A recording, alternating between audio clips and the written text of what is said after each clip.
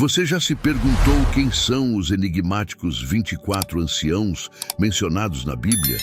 Prepare-se para descobrir revelações surpreendentes que podem desafiar tudo o que você pensava saber sobre o céu e os seres divinos. Neste vídeo, vamos desvendar segredos ocultos, desmistificar crenças antigas e revelar conexões que irão impactar profundamente a sua fé. E no final, faremos uma oração poderosa juntos. Não perca essa jornada épica e transformadora.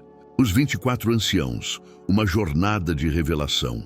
A Bíblia menciona uma multidão de seres celestiais que tem despertado curiosidade por séculos. Quem são esses enigmáticos 24 anciãos? Além do nosso entendimento e percepção, há um trono magnífico no céu, irradiando luz e poder divinos. Esse lugar é extraordinário, é onde habita a entidade mais poderosa do universo. A viagem de João à ilha de Patmos e suas visões subsequentes, incluindo a dos 24 anciãos, é um dos episódios mais intrigantes das Escrituras. Em meio às maravilhas do reino sobrenatural, uma presença constante é notada.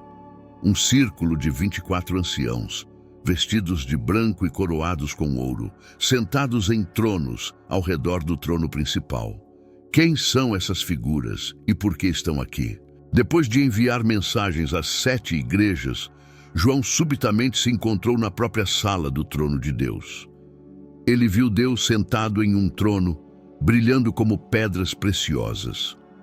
Ao redor desse trono havia 24 outros tronos, e sobre eles estavam os 24 anciãos, usando vestes brancas e coroas de ouro em suas cabeças. Neste vídeo, vamos explorar profundamente esses seres misteriosos registrados na Bíblia. Portanto, inscreva-se no canal, clique em curtir e assista até o fim. Os 24 anciãos, junto com os 4 seres viventes ao redor do trono, prostraram-se diante de Deus, lançando suas coroas e declarando: Tu és digno, ó Senhor, de receber glória, honra e poder, pois criaste todas as coisas, e por tua vontade elas existem e foram criadas. Apocalipse 4:1. As rodas na visão de Ezequiel. O termo roda, em hebraico antigo, refere-se a rodas, mas de particular interesse são as rodas do trono de Deus mencionadas na visão de Ezequiel. Deus temporariamente abriu os céus para Ezequiel. A descrição da visão inaugural de Ezequiel é uma das passagens mais desafiadoras de todo o Antigo Testamento. Ezequiel primeiro relata onde estava quando teve a visão. Ele tenta descrever com palavras algo que não poderia ser claramente explicado, usando símiles para compará-lo com outras coisas. Ele vê uma nuvem escura e ameaçadora, cheia de relâmpagos e fogo, aproximando-se do norte. Dentro da nuvem havia 4 seres brilhando intensamente. Antes de testemunhar as rodas, Ezequiel viu criaturas identificadas como querubins. Após vê-los, ele viu as rodas, semelhantes às de uma carruagem. A melhor maneira de imaginar o que Ezequiel viu é pensar em um giroscópio. Ele descreve algo que poderia se mover em qualquer direção sem precisar virar. Enquanto olhava para as criaturas vivas, Ezequiel viu uma roda ligada ao chão, ao lado de cada um dos seres viventes. A aparência da roda e seu acabamento eram como topázio brilhante, e todas tinham a mesma forma. Quando se moviam, iam em qualquer uma das direções sem precisar virar. Os aros eram altos e impressionantes, e as bordas das rodas estavam cheias de olhos. Sempre que as criaturas vivas se moviam, as rodas se moviam com elas.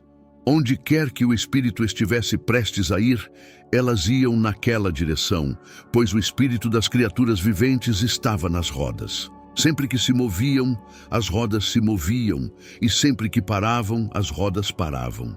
Ezequiel percebeu a onisciência de Deus, representada pelos múltiplos olhos nas rodas, que indicavam a consciência divina que vê e sabe tudo.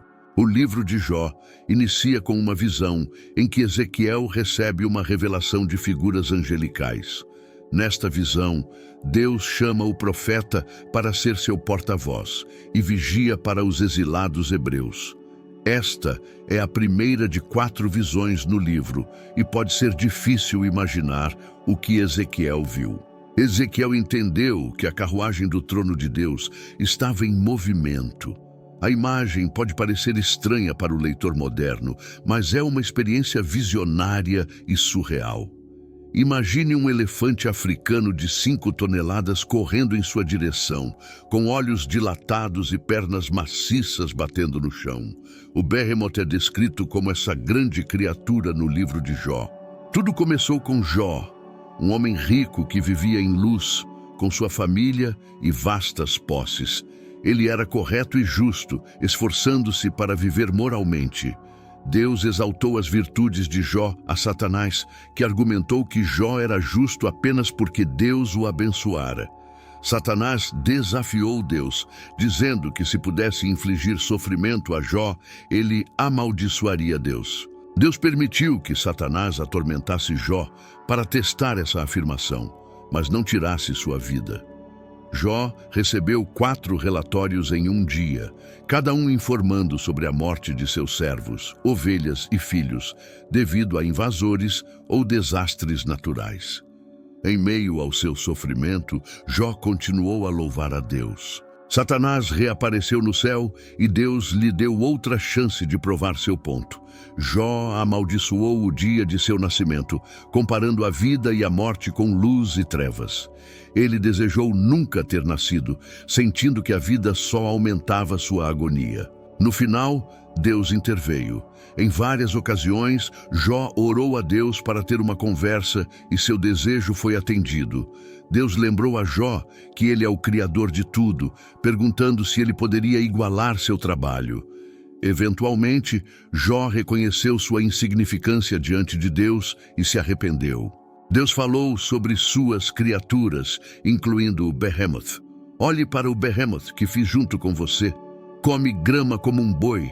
Sua força está em seus lombos e seu poder nos músculos de sua barriga. Ele move sua cauda como um cedro. Seus ossos são como tubos de bronze, seus membros como barras de ferro. A identidade do Behemoth é debatida por historiadores. Alguns acreditam que seja um hipopótamo, outros um elefante. A descrição no livro de Jó é de uma criatura enorme e poderosa, impossível de ser derrotada pelas pessoas da época. O anjo da morte é conhecido por trazer julgamento sobre os pecadores. No Êxodo, os egípcios se recusaram a libertar os israelitas, então Deus enviou pragas, sendo a última a mais terrível. Esta praga envolvia o anjo da morte. Êxodo 11, 1-2. Então o Senhor disse a Moisés: trarei mais uma praga sobre o faraó e sobre o Egito. Depois disso, ele deixará vocês irem daqui. Quando ele deixar vocês irem, ele certamente os expulsará completamente daqui. Fale agora ao povo, e cada homem peça ao seu próximo, e cada mulher à sua vizinha, artigos de prata e artigos de ouro. Moisés voltou aos aposentos reais para uma última entrevista com o rei. Êxodo 11, 4-5.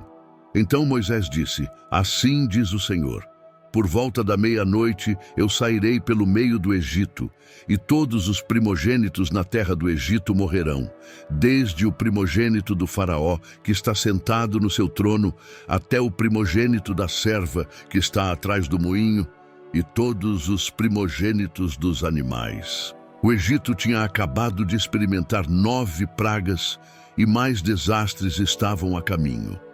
Visitarei o Egito, disse Deus.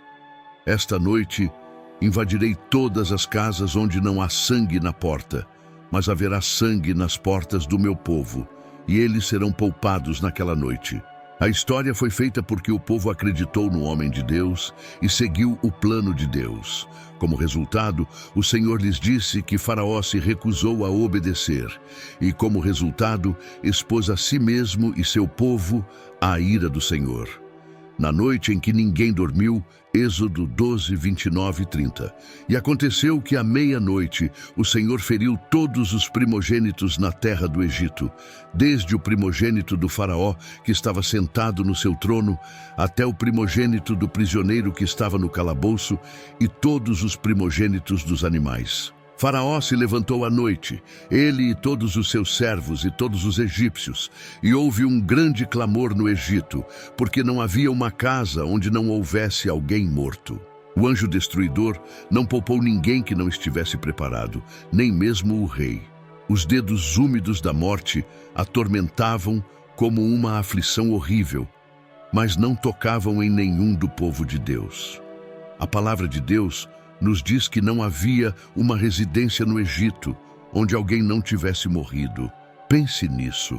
Que noite chocante foi aquela. Minha mente não pode conceber totalmente aquela noite.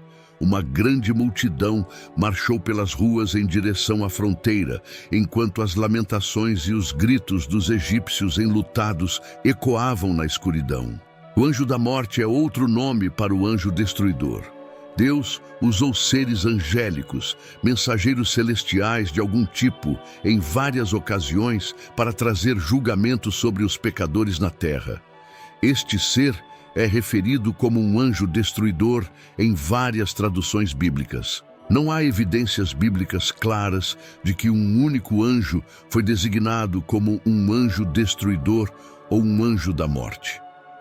O máximo que podemos dizer é que as referências a um anjo destruidor na Bíblia são para um ser ou seres celestiais que vieram para destruir aqueles sob julgamento de Deus. Queridos amigos, após essa jornada épica e reveladora, convido todos vocês a se juntarem a nós em uma oração poderosa e transformadora. Vamos juntos nos conectar com o divino e buscar a presença de Deus em nossas vidas. Querido Deus, nós nos reunimos hoje em Tua presença, humildemente reconhecendo Tua grandeza e poder. Somos gratos por Tuas revelações e pela sabedoria que nos concede através das Escrituras. Senhor, pedimos que ilumine nossos corações e mentes, nos ajudando a compreender os mistérios do Teu reino e a seguir o caminho que nos leva a Ti. Fortaleça nossa fé e nos dê coragem para enfrentar as adversidades, assim como Jó, que permaneceu firme em sua devoção, mesmo diante do sofrimento. Pedimos Tua proteção sobre nós e nossas famílias, assim como protegeste Teu povo no Egito, que possamos sempre sentir Tua presença e guia em nossas vidas, nos ajudando a viver com amor, justiça e misericórdia. Abençoa a todos que estão participando desta oração, Senhor. Que cada um de nós possa sentir Tua paz e Tua graça de forma abundante. E que possamos continuar a crescer em nossa fé, inspirados pelos ensinamentos e pelas histórias da Bíblia. Amém. Se você foi tocado por esta mensagem, peço que se inscreva no nosso canal e clique em curtir. Isso nos ajudará a continuar trazendo mais conteúdos inspiradores e aprofundados sobre a fé e as Escrituras. Junte-se a nós nesta missão de espalhar a luz e o amor de Deus. Deus abençoe a todos.